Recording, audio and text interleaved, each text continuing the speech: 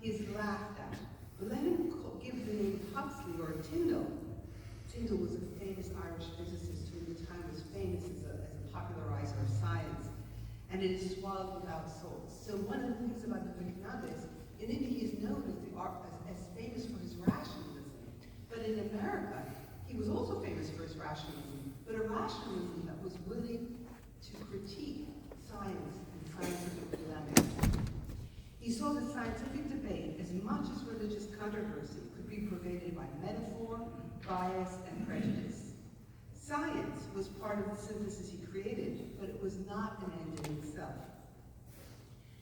I say that he focused above all on experience, an idea that served as a bridge between him and his Western audience.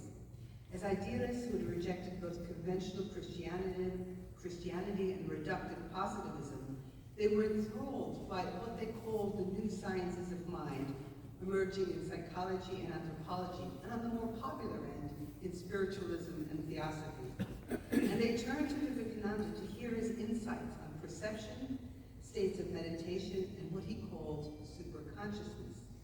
They listened when Vivekananda argued that modern science reinforced the ancient wisdom of India, concerned with processes of creation and destruction and karma. And when he insisted that Indian spirituality promoted an experimental template for religious and spiritual universalism. Naturally, they saw his ideas through their own spiritual lens. Well, there is the Columbia Exposition, and there they are. This is in Green Acre in Maine. There he is, as usual, in the middle, unmissable, with his turban. Here he observed and studied the Americans' ideas and practices. And this is what I mean when I say he was a guru, which was that he looked at what they were up to. This was so foreign to him. Everything about these people was foreign.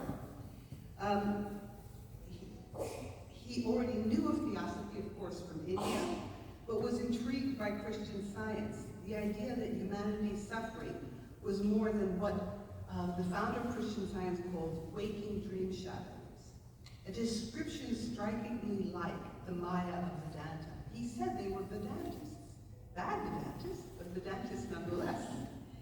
He listened to spiritualist lectures, learned their views on comparative religion, and watched them perform healings.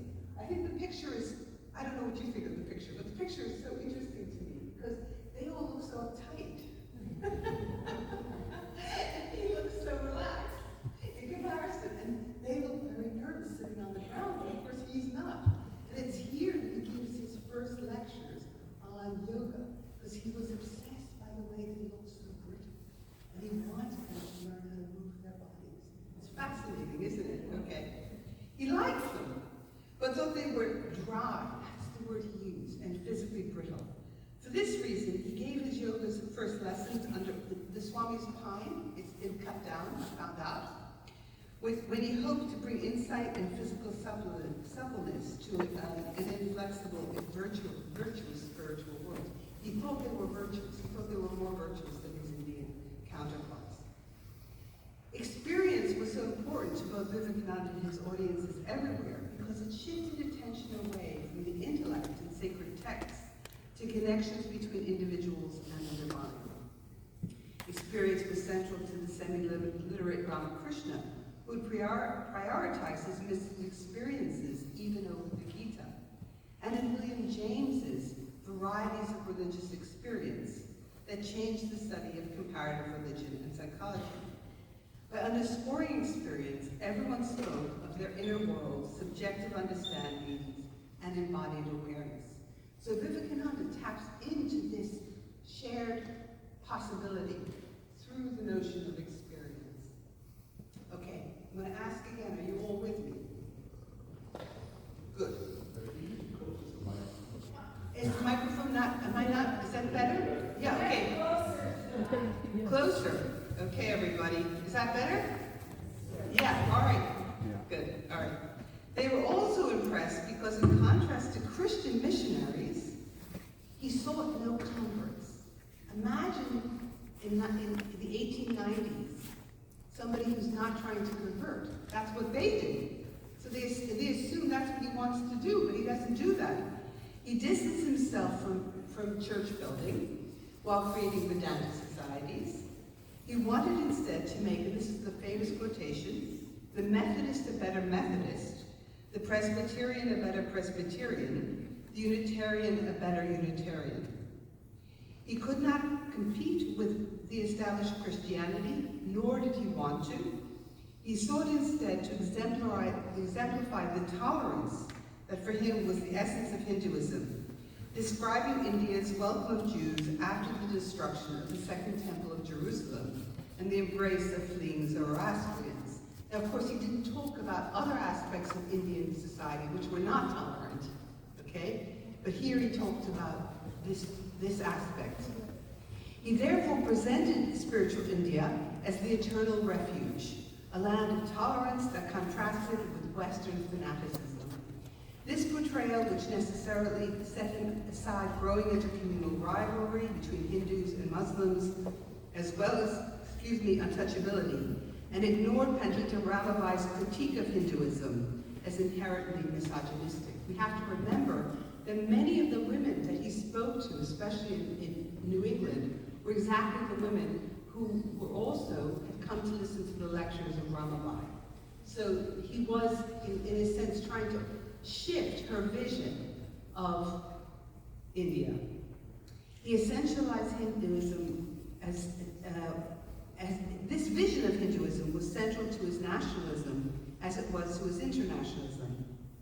But despite the common terrain of experience, it was difficult for Westerners to understand him. He spoke of Advaita, of the paradox of self and non-self, that had a long and venerated metaphysical pedigree in India, but his Western audience at times worried about the implied annihilation of the self. One disciple, who was a very famous opera singer, exclaimed, "I cling to my individuality. I don't want to be absorbed into the eternal unity." And of course, he was not saying that, but that's what she feared. But both in India and in the Euro-American world, Vivekananda, as well as the philosophical idealists and pragmatists with whom he sparred, be they Harvard professors or theosophists, argued that the subject was not a free will agent of Cartesian dualism, but one that recognized that experience signified possibilities beyond the world of objects and rational deduction. This intuition may explain why feminine experience was often central to apprehending what was deemed beyond the masculine domain of reason, at least in the West. William James also had recourse to female mediums, and here I will show that he's working in a world of people who are doing experiments. I mean, when they talked about experience, they also meant it in the French sense, expérience, which means experiment, okay? So they thought of this as scientific. And what he's trying to say, William James, who of course was the head of the Psychical Society, so he was also, a great philosophical pragmatist, a famous interlocutor of scientists, and he's saying, no, this is not the way forward, but this is precisely because people were doing this, that they were interested in what Vivekananda had to say. And now we get into the question of women. They were vital to much of what Vivekananda did, and the ubiquity demands a reassessment of what historians have called the 19th century feminization of religion. Now we know this term. It conjures up armies of Christian female missionaries who worked at home and in the colonies. But what is so fascinating about Vivekananda is he inverted the normal alliances because his followers opposed Christian missionaries and often even imperialism, and they were women. And Indian female figures became the new saints of his forms of Hindu universalism. He needed them to internationalize his movement, but the world of Western activism and avant-garde spirituality was wildly different from that of Hindu devotion and female sainthood.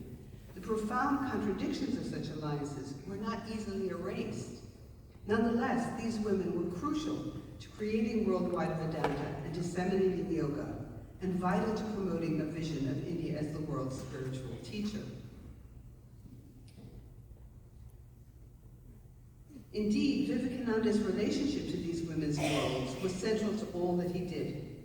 Early on in India, he was reluctant to undertake new ventures without the support of Ramakrishna's widow, Sharada Devi, requiring her permission before leaving for America, and taking her advice when he returned. And what's interesting is Vivekananda had a hatred of what he called don't touchism.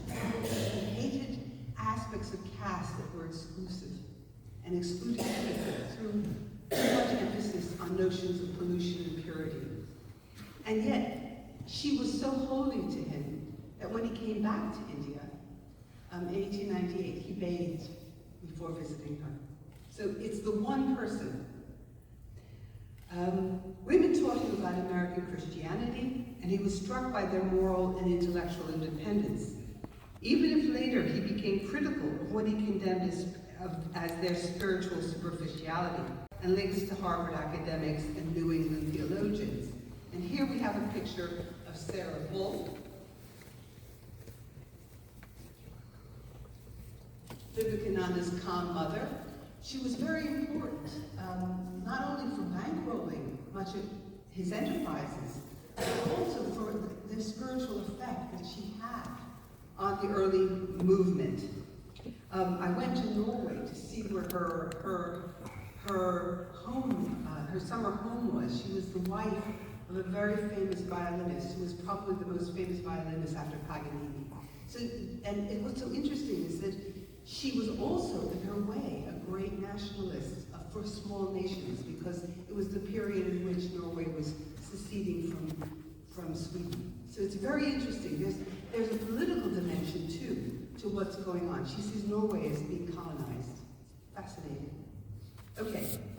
Now, even if they had fantasized about the Dark Orient, Vivekananda was usually their first encounter with a real salvation, let alone a Bengali intellectual. Now remember, Indians only come to America in any numbers in California in the 1890s, but they'd never seen an Indian in the East Coast. This was their first encounter with an Indian. They were astonished by his beauty. Remember, he's very young, intelligence and wit, and overwhelmed him with both curiosity and hospitality. His celibacy enabled a rare social intimacy, which also paradoxically reinforced an image of manly restraint, so important to his self-image as a renouncer. Although the sexual boundary was observed, at times emotional entanglements resulted in hurt on both sides. He admitted that he was very personal in his love, and that he had to fight against it. Contrary to the man-making stereotype for which he is today celebrated, he plainly acknowledged in America that he was, quote, and this is what he said, a woman amongst women. So in that regard, he was very much like Ramakrishna. As he and the women he associated with created experimental relationships that were both life-enhancing and disruptive. He remarked in 1897, when he came back to India, that, quote, if I have to come back again as a woman, I must and will come back as an American woman. That's so funny. I know, I like it too. You can imagine. He could not help but compare their freedoms to the constraints that ruled Indian women, whose condition had been at the center of both reformist and orthodox debates over, quote, westernization from mid-century in his home country. But there was more here than admiration. Vivekananda acknowledged women's spiritual and moral prowess, despite his ambivalence over their philanthropy, which he feared might be used against his fellow Indians. He was wary of what he saw as coercive processes of Western, quote, emancipation, especially for Indian women. One of his Indian, American disciples said, you should make people be good. And he hated that. That was such a Christian idea. He kept on saying, karma yoga, the world doesn't need you. This is not why you engage in karma yoga, okay? Although violently opposed to child marriage, he feared widow remarriage and regarded it as a spiritual death. And he believed that brides should take a subordinate role to the son's mother until they became mothers in turn. Sharada was paramount in his mission because, at least in his eyes, she seemed to be able to square the circle, to be the ideal Hindu woman while also resisting convention. First, by continuing to wear her wedding bangles and red bordered sari after her husband's death, and later by by sharing food with his foreign female devotees. Now remember, she's a foreign woman, and there she is. They are together, and they eat together, and it's a very, very important moment. And it's exactly that kind of rejection of don't touchism that she embodied that made him admire her so much. Despite the many constraints placed on Brahmin widows, she traveled far and wide, counseled the poor and the mighty, and cooked endlessly for each disciple, tailoring each dish to the woman's physiological makeup and preferences. Of course, the last service was also a metaphor for spiritual progress. Each person needed to find a religious path suitable to his or her spiritual constitution. Sharada Devi was honored for her, quote, practical application of this understanding. Now, he regarded her as a saint that he could never become. And actually, there were many times when he became angry. And when people said, you're angry, he would say, I'm no longer Krishna. See, the thing about Vivekananda was that his humanity, he recognized his failings. That's why he recognized that he shouldn't be eating meat, but he wanted to eat meat, that he couldn't stop smoking cigarettes and cigars, but that's who he was. And that there was something about that humanness and that humanity that made people love him, but also meant that in a very puritanical America, he was often rejected. Certainly for him, the Holy Mother was the ideal Hindu woman, and yet he required different kinds of workers, and so he sought another ideal and found it in what he called his Celtic lioness. That is Margaret Noble, who later also admitted that Vivekananda's idealization of women had left her feeling sometimes inadequate or misunderstood.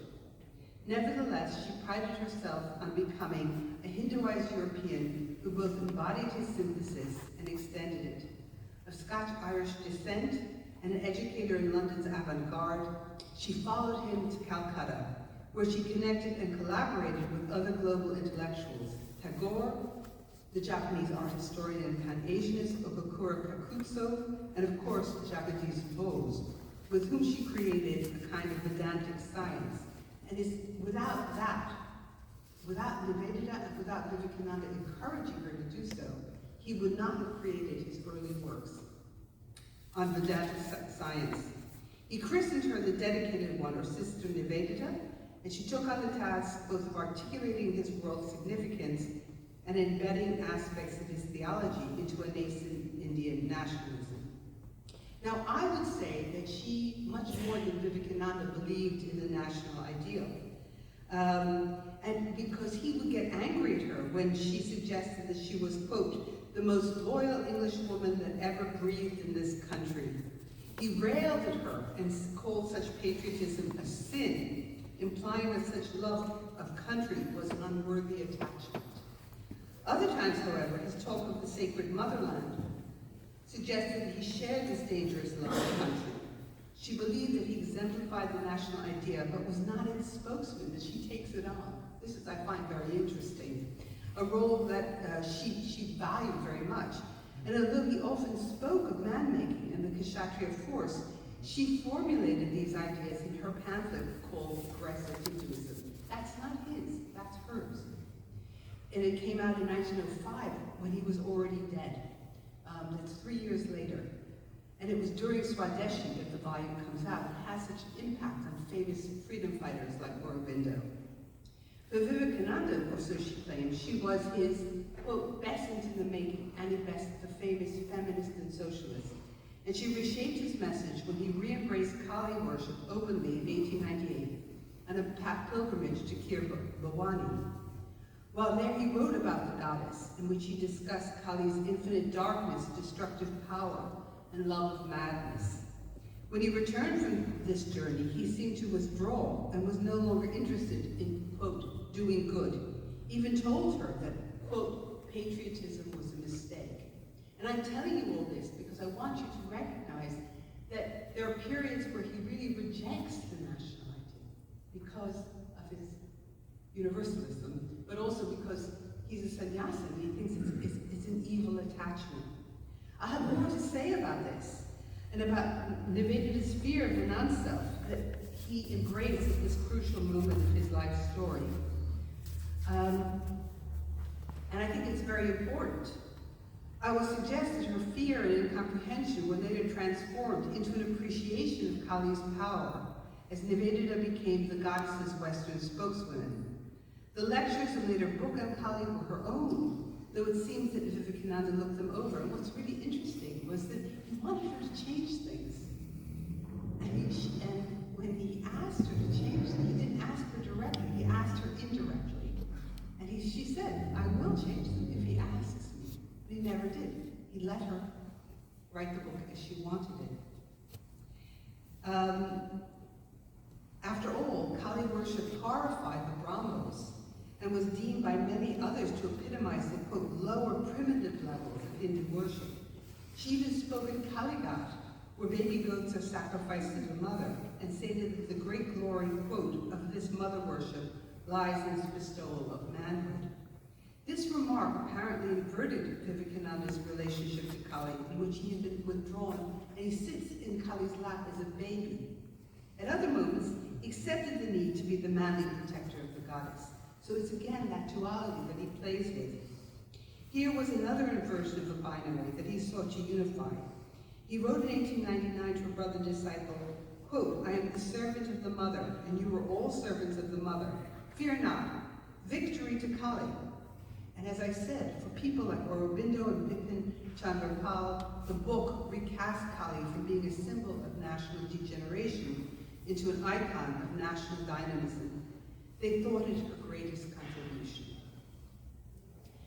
I now want to revert to the question of whether Vivekananda was a nationalist or a universalist.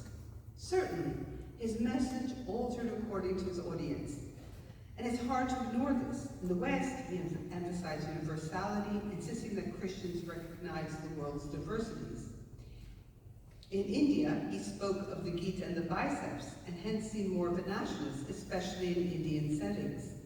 Certainly in the West, he preached against materialism, violence, and fanaticism.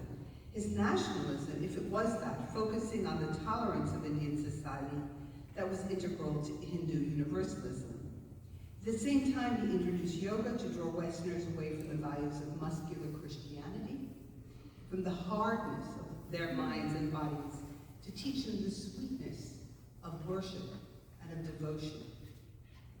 Against Western brutality, about which he spoke often, he taught mildness. Against the busyness of Western industry and punctuality, he asserted the primacy of meditation and timelessness, and explained the processes of concentration were ends, not means.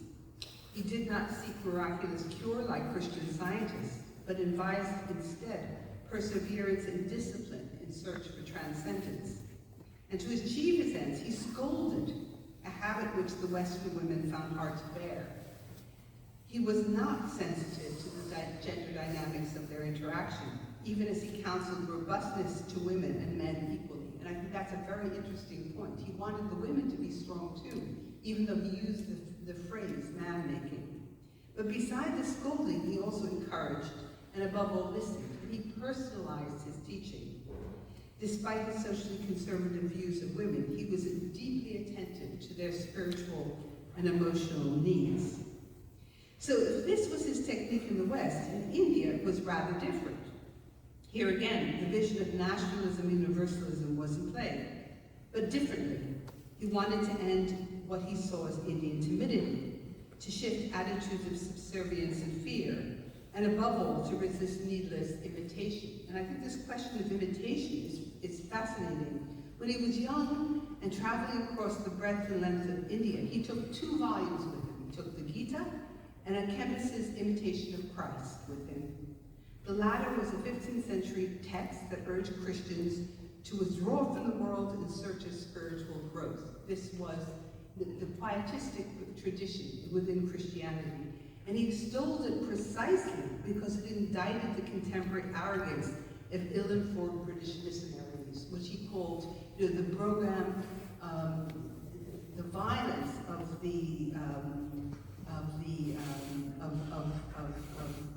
literally missionaries who drove through the streets of Calcutta in their carriages, causing noise and drawing attention to themselves. But later he demurred because imitation conjured up colonial subjection. At the World Parliament in 1893, he advocated universalism, but also insisted on self-respecting differentiation. So he said, and this was the thing that people both loved, also conjured up a lot of rejection. He said, the Christian is not to become a Hindu or a Buddhist, nor a Hindu or a Buddhist to become a Christian, but each must assimilate the spirit of the others and yet preserve his individuality and grow according to his own law of growth. This is the essential, this is the deeper message. He wanted to know how one changed while remaining oneself, an existential concern that he returned to throughout his life, in which he applied to his vision of the advancement of Indian society. These were personal issues, but also profoundly cultural and political. How did a people or a nation find new sources of strength without surrendering its values and identity? And in that regard, Vivekananda, I think, was very, very much on the avant-garde of thinking about these questions. As early as 1894, he wondered if the Indian masses could become, quote, occidental in energy, activism, and equality, while remaining, quote, Hindu in religion. By religion, he meant not just spiritual concerns, but also cultural values. How were Indians, both as individuals and as a nation, to realize themselves? And in California in 1900, when he was already older and ailing, he proclaimed, religion is not imitation. Even if an imitation is good, it is never genuine. Be not an imitation of Jesus, but be Jesus. You are quite as great as Jesus, Buddha, or anyone else. Now, he framed this instruction very much like a good guru, reworking Ramakrishna's example and the tradition of Adhikari Veda. The term combines Adhikari, rightful, with Veda, qualified, and suggests eligibility to higher understanding according to individual temperament, stages of spiritual development, and castes. Ramakrishna excels in this guruship. As Vivekananda explained, speaking of Ramakrishna's, quote, phenomenal technique. Remember, Vivekananda learned from a master. Vivekananda had especially benefited from this relationship, as for 5 years they played together, argued, he was scolded, loved, humored. This special treatment was, as I have suggested, also metaphorical and expressed practically in the way that Sharad and Devi cooked separate dishes that suited the constitution of each devotee. It's this individualized project that's the heart of universalism. It's diversities as unities. That's the message that he's trying to convey. Now, Vivekananda adapted these messages when he engaged in what has been called counter-preaching during his travels. Now, I don't like that term because it suggests very little about the relational aspects of what was going on. But there's no doubt that he prodded and pushed his audiences to the middle, away from hampering extremes. I have suggested that he taught meditation to urge Westerners away from busyness, distraction, and hardness. However, when he returned to India, he constrained the spiritual spontaneity of his guru brothers and novices with new routines and regulations. And reading these is fascinating. He says, no chatting in the hallways. You have to be busy, okay? He instituted the Delsart method in Belo Horizonte. These are theatrical poses, which he thought would teach his monks how to be assertive, okay? Now, it's a system of breath control and exercise expressions developed by François Delsart, who, of course, people like Sarah Bernhardt had used, okay? The French singing and acting coach. And now in the West, he mocked this method, which is very interesting, okay? But instead, telling them that they had to learn to control the pranayama.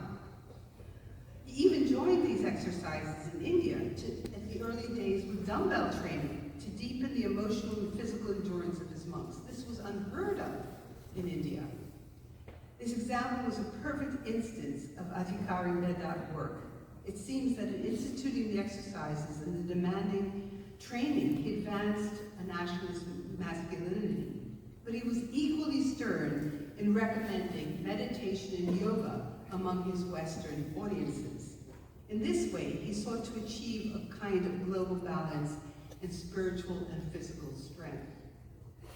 Now, this takes us to what in India is generally regarded as the core of his teaching, practical Vedanta and the revised vision of Karma Yoga.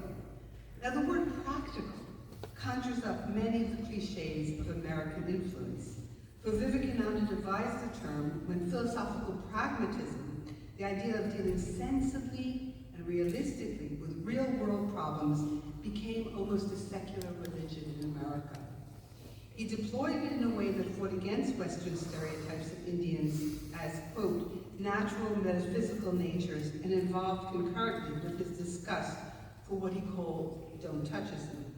He hated the endless ceremonials, food prohibitions, and bans against caste intermarriage and dining. He concluded, quote, in a letter to his brother monks, or maybe it wasn't, to his friends in Madras, those whose heads have a tendency to be troubled day and night over such questions simply deserve the name of wretches. He argued against, quote, a fictitious differentiation between religion and the life of the world, unquote, and in the process also reshaped Advaita Vedanta. This was not the quietism of monks who went into the forest and who practiced austerities. Advaita argues the real world was superconsciousness, the formless and ultimately quietist union of the Atman and Brahman. The temporal world, I'm done in 5 minutes, great. The temporal world, in contrast, was merely divine play, the realm of illusion that the adept struggled to leave behind. But Vivekananda democratized this tradition by seeing the divine in this world within all humanity, and especially in the worship of the poor, especially through service. Even today, his Advaita Vedanta may offend the orthodox, while others regard practical Vedanta as betrayal. And we have all kinds of instances of the monks who are out in the field, and Vivekananda says to them, you have to learn to use money, you have to learn how to raise them, you have to go door to door and sell the newspapers of the order. And they hated it. They felt like they were betraying Ramakrishna. He said, no, that is not what you're doing. Remember also that he gave his famous London lectures on practical Vedanta before his return to India in 1897, in the midst of the horrible hunger that killed 12 million Indians. So it's the famine that really, really urges him onward. And I think that, again, we forget. He told to the famine, he said, I cannot be above this. And the famine broke his heart. Okay. Now, it helps him envisage the nation. And it's when he returns to India in 1897, he speaks about Indian diversity and about how it creates the unity that makes for the sacred motherland. Yes, he prioritized Advaita for metaphysical reasons, but he did not mind so-called racial mixing, and he resisted segregation. Advaita, by emphasizing formlessness, asserted that unity existed above the particularity. This was imperative for India because of its diversity. And he kept on talking about the Aryan, the Dravidian, the Tartar, the Turk, the Mughal, the European, all the nations of the world pouring their blood into this land. Language, race, or ethnicity could not bring Indians together. And it was for that reason that he emphasized Advaita. The problem with Advaita was, though he thought everyone should shelter under this great umbrella of universalism, was that it was a Hindu concept, and not everyone saw it as universal. He acknowledged enmity between Hindu and Muslim brothers, but believed that fraternity would outweigh rivalry and antipathy. So what he wanted was the renouncer to retain the otherworldly detachment of Europe, but now to tackle India's contemporary problems. And he thought that the sannyasin was the perfect example of how to do that, because you cleared the deck of domesticity so that you could join into the world's endless flux. Rather than being in the forest or in the hermit's cave, you are out in the world. But somehow you were meant to retain this inner stillness. And that's where we get back to his discussion with Vivekananda and Kiribati. She was appalled that he said, I'm not a patriot. I'm not interested in social reform. She did not understand that he needed to experience the non-self by becoming one with the mother, to reject the hyperactivity that had been his fate as America's, quote, cyclonic monk while touring and preaching. He returned to babyhood, and they were so worried that they actually called the doctor, thinking that he was going mad, okay? But actually, after a few days, he came back and he started to make plans. And that was the model that he believed in. Now I'll show you one last thing. I said he tried to bring people to the middle, but there was another side of him that was always radical and militant.